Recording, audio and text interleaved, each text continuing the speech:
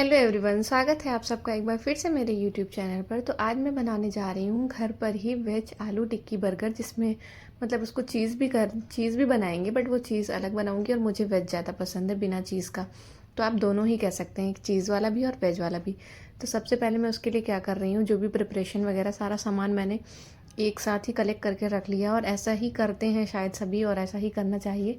ये थोड़ा बहुत गाजर और शिमला, जो कि मेरे हस्बैंड को पसंद तो नहीं है, बट मैं डाल दे रही हूँ थोड़ा सा, उनको पता भी नहीं चलेगा। और ये खाने के बाद पता भी नहीं चला था। तो ये थोड़ा सा गाजर है, थोड़ा सा शिमला, इसको मैं चॉप करके ऐसे ही डाल दे रही हूँ।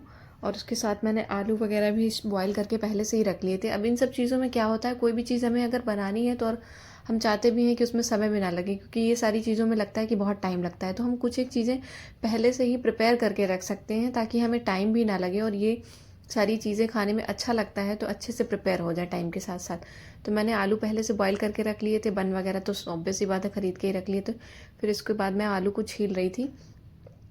और आप सब भी बताइएगा मेरा वीडियो देख के कि ये मतलब बर्गर कैसे बने हैं, और क्या आप सब भी इसी तरीके से बनाते हैं या आप सब किसी और तरह से बनाते हैं।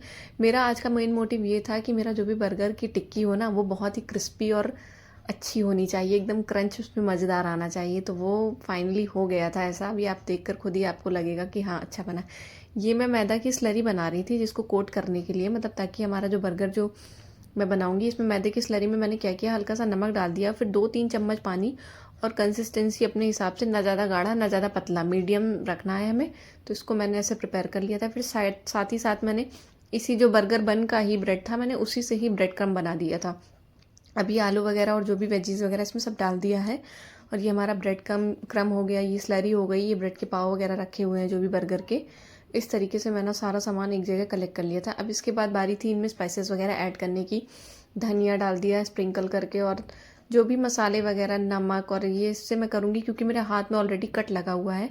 बट फिर भी होता है ना कि बिना हाथ के मिक्स किए हुए मन ही नहीं मानता। फाइनली मुझे हाथ बाद में लगाना ही पड़ा था, अभी आप खुद ही देखिएगा। तो ये मैं मसालदानी ऐसे दिखा रही थी क्योंकि मैं खुद ही अकेले शूट करती हूँ, तो मुझे समझ नहीं आ रहा था पीछे से कि हो भी रहा है, दिख रहा है कि नहीं, तो मैं ऐसे मसालदानी चेक कर रही थी। नमक डाल दिया मैंने इसी मसालदानी से ही, थोड़ी थोड़ी जो भी मसाले वगैरह, हल्दी, जीरा, धनिया पाउडर, और हाँ, अगर आपको थोड़ी चटपटी करनी है तो आप मिर्ची ज़्यादा ऐड कर सकते हैं, मैंने मीडियम ही ऐड की थी। ये जीरा पाउडर था, और हाँ, मिक्स हर्ब भी डाल सकते हैं, जो मतलब अपने टेस्ट के हिसाब से, जितना भी आपको जो टेस्ट लगे। ज़रूरी नहीं है, इसमें कोई कंपल्सन नहीं है कि नहीं यही मसाला ऐड करना है या जो भी। बस हाँ, सारे स्टेप जो भी हैं अच्छे से करें। और एक स्टेप जो ही मैंने इसमें ऐड किया था, पोहा। पोहे को हम लोगों ने बाइंडिंग एजेंट की तरह यूज़ किया था, क्योंकि मैदा वगैरह और अरारोट वगैरह हेल्थ के लिए भी नहीं अच्छा होता, और ऐसा भी नहीं है कि खाते नहीं है एकदम इस वजह से ऐसा बता रहे हैं। लेकिन जब घर पे बना रहे हैं, अगर हेल्दी कर सकते हैं, हेल्दी वर्जन, तो वैसा ही करते हैं।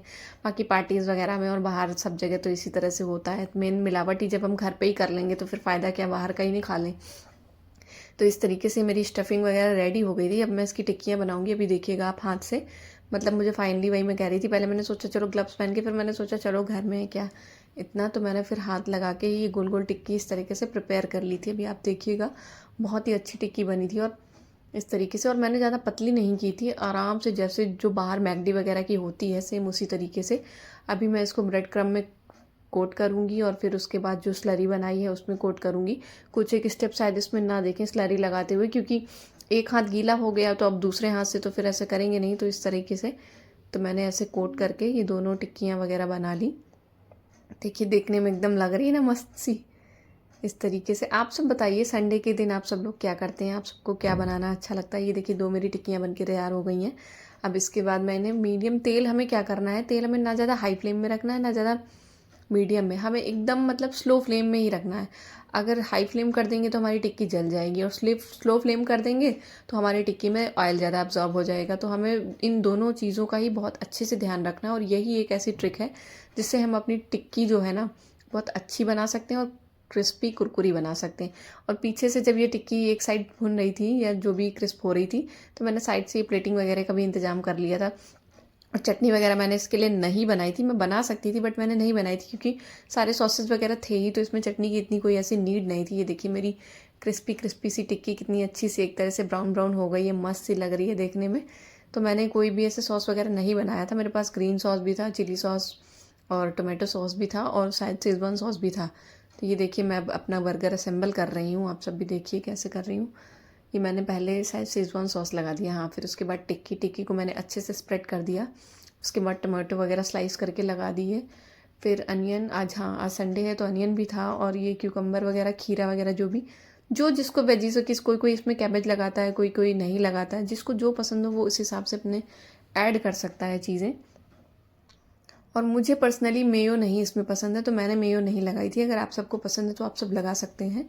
चीज़ इनको पसंद थी तो चीज़ लगा दी थी। और उसके बाद जब मैंने इनको अच्छे से पूरा असेंबल कर लिया था, फिर देखिएगा आप किस तरीके से लग रहा है। फिर चीज़ भी लगा दिया था। चीज़ लगाने के बाद फिर इनको, बर्गर्स को मैंने ऑलरेडी सेक दिया था। फिर भी मैंने थोड़ी देर, क्योंकि चाय साइड में बन रही थी, तो फिर मैंने अपने माइक्रोवेव में रख के इनको 10-20 सेकेंड के लिए ऐसे कर दिया था वापस से रीहीट, ताकि ये ठंडे ना हो और हमारा जो भी अच्छे से बर्गर बन जाए।